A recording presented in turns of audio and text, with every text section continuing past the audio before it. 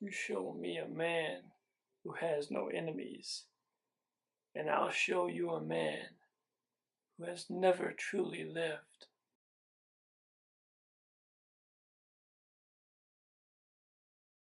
And just like brewing poison on the inside of you, it can be healthy to find an outlet to get that out of you anyway. That poison,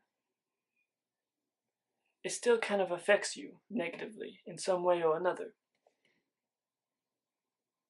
I remember one time I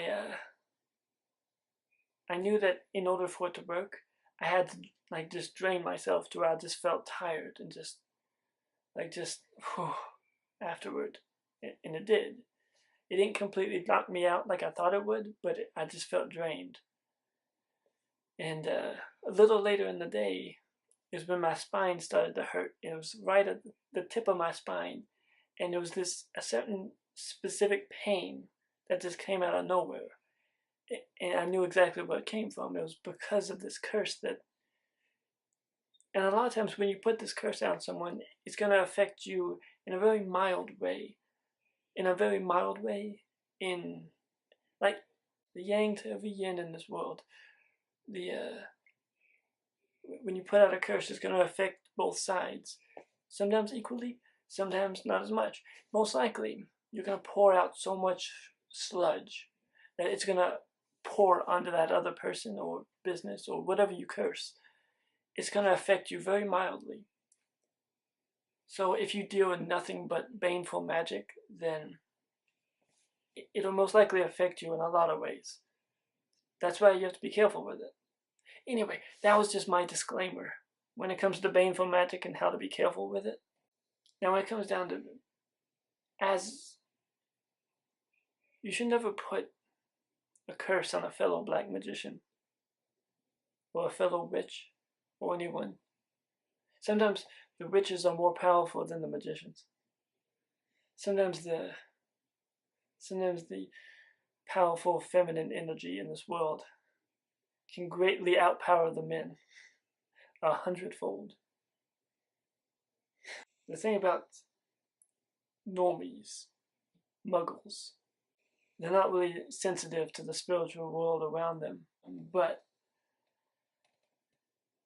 anyone who has any connection to that anyone who has that spiritual connection can feel things. They can feel those energies, and sometimes it hits them a whole lot quicker and harder. But sometimes when it comes to any baneful magic or any curse, jealousy,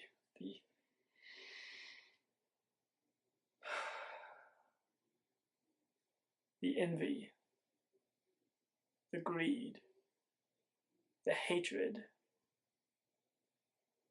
the curses, anything negative launched toward me, it feeds me. It makes me stronger. And I feed on everyone like a vampire. And that's, if you feel like you've been cursed, that's how you deal with it. I am rubber and you are glue. A lot of little things that kids say to each other, that little fun, little childish schemes and little fun, little childish sayings, it all has this witchy background to it. It has this witchy background to it. No one ever realizes it until later. What was that one? Was it nursery rhyme? Any nursery rhyme that you can think of that has a witchy background, leave it in the comments because I love to read. I'm starting to hate the term magician. I don't, but as long as you spell it right. Black magician with a K, a big black K. There's always there's different rituals and different spells that will reverse a certain curse, and the reversing spells, banishing spells, and certain rituals that you can that you can banish any unwanted entity, that you can banish any unwanted entity. You can lift any curse, curse that runs toward you. You can reverse it, send it back to them tenfold, stuff like that. And I'm not necessarily going to go into detail about that unless you guys want me to. But the main mindset to have is not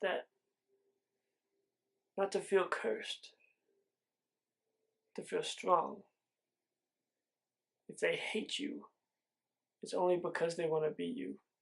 Oh, I told myself I wouldn't say it. If they hate you enough to, that means they're giving you their energy. And you can either succumb to it, or you can grab it by its tail, pull it into the dark abyss, and drown it, so it may never